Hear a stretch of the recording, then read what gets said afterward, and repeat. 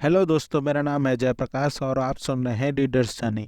आज हम जिस जातक कथा के बारे में सुनेंगे उसका नाम है महाअश्वारोहा जातक। बोधिसत्व एक समय एक राजा जो कि गुणवान और उदार था, वो एक सीमावर्ती क्षेत्र में युद्ध लड़ने गया और जब वो हार गया तो वो अपने घोड़े पर सवार होकर एक छोटे से गांव में सुरक्षित भाग गया। जब वो पूरे युद्ध कवच पहनकर वहां पहुंचे तो ग्रामीण डर के मारे भाग गए, केवल एक व्यक्ति को छोड़कर जिसने पूछा कि क्या वो राजभक्त या विरोधी था। बोधिसत्व ने स्वयं को प्रकट नहीं किया और सरलता से उत्तर दिया, मैं राजा का समर्थन करता हूँ। ग्रामीण राजा के पक्ष में होने के नाते उस अजनबी को अपने घर ले आया और कुछ दिनों तक उसकी और उसके घोड़े का देखभाल किया ताकि वो आराम कर सके और स्वस्थ हो सके। जब वो जाने के लिए तैयार हुआ तो बोधिसत्व ने उस व्यक्ति से कहा कि यदि वो कभी शहर आए तो कृपया मुझसे मिलने आए। शहर के द्वार पर महाअश्वारोहा महान घोड़सवार के लिए पूछे। घर वापस आकर बोधिसत्व ने द्वारपालों के पास स्थायी आदेश छोड़ दिया कि जो कोई भी व्यक्ति महाअश्वारोह के लिए पूछेगा उसे तुरंत महल में लाया जाएगा। लेकिन वो आदमी जिसके पास शहर आने का कोई कारण नहीं था कभी नहीं आया।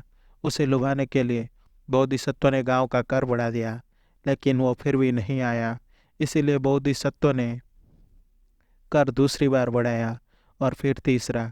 अंत में अनुचित बोझ से पीड़ित ग्रामीणों ने उस व्यक्ति को शहर जाकर यह देखने का सुझाव दिया कि जिस अजनबी से उसकी मुलाकात हुई थी वो उसकी ओर से राजा के साथ हस्तक्षेप कर सकता है या नहीं। उन्होंने बोधिसत्व और उसके परिवार के लिए कपड़े और एक तला हुआ केक का उपहार इकट्ठा किया और वो आदमी उन्हें शहर में ले गया। महाअश्वारोहा नाम सुनकर पहरेदार उस व्यक्ति को महल में ले गया, जहां उसे अपने पूर्व अतिथि की असली पहचान पता चली। बोधिसत्व उस ग्रामीण को देखकर रोमांचित हो गए और उसके साथ एक समान व्यवहार किया। उन्होंने उस व्यक्ति को पहनने के लिए 1,00,000 सिक्कों की कीमत की एक रेशमी वस्त्र दिया, उसे अपने सिंहासन पर बैठने के लिए कहा और अपने मुख्य रानी को उसके पैर धोने का आदेश दिया। तब बोधिसत्व ने एक सभा बुलाने के लिए ढोल बजाया और घोषणा की कि उस ग्रामीण को अपना आधा राज्य दे रहा है। उस व्यक्ति ने अपने परिवार को शहर में स्थानांतरित कर दिया और वो और बोधिसत्व पूर्ण सद्भावपूर्ण से शासन करते हुए अविभाजित मित्र बन गए। बोधिसत्व के बेटे और उनके सलाहकार इससे खुश नहीं थे और अंततः उन्होंने उनसे पूछने की साहस किया कि उस व्यक्ति ने ऐसा क्या किया था कि उसे इतना बड़ा इनाम मिला। बोधिसत्व ने बताया कि कैसे उस व्यक्ति ने युद्ध में हार के बाद उसकी मदद की थी और इस तरह की नेक दयालुता को पुरस्कृत किया जाना चाहिए।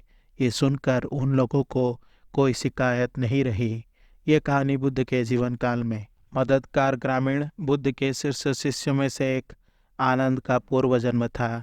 जब एक राजा को 1,000 शानदार महंगे वस्त्र मिले तो उसने अपने 500 पत्नियों में से प्रत्येक को एक दिया और उन्होंने बदले में उन्हें आनंद को दे दिया, जो उनके धर्म शिक्षक थे।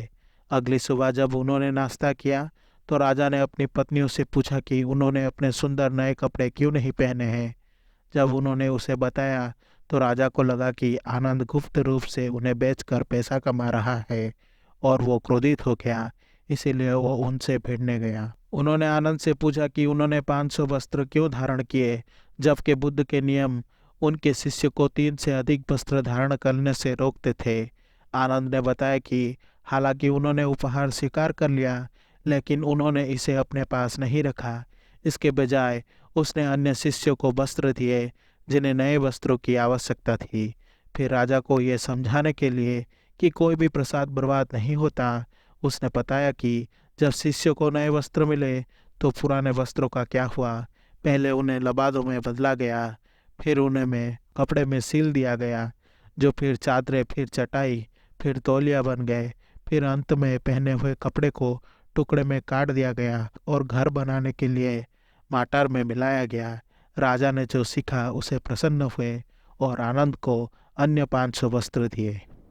आनंद ने इन 500 वस्त्र को एक युवा शिष्य को उसके द्वारा दिए गए समर्थन के लिए धन्यवाद रूप में दिया, जैसे कि उसके कमरे में झाड़ू लगाना, उसे भोजन और पेय परोसना और घर साफ करना, और उसे अन्य युवाओं को वितरित करने दिया।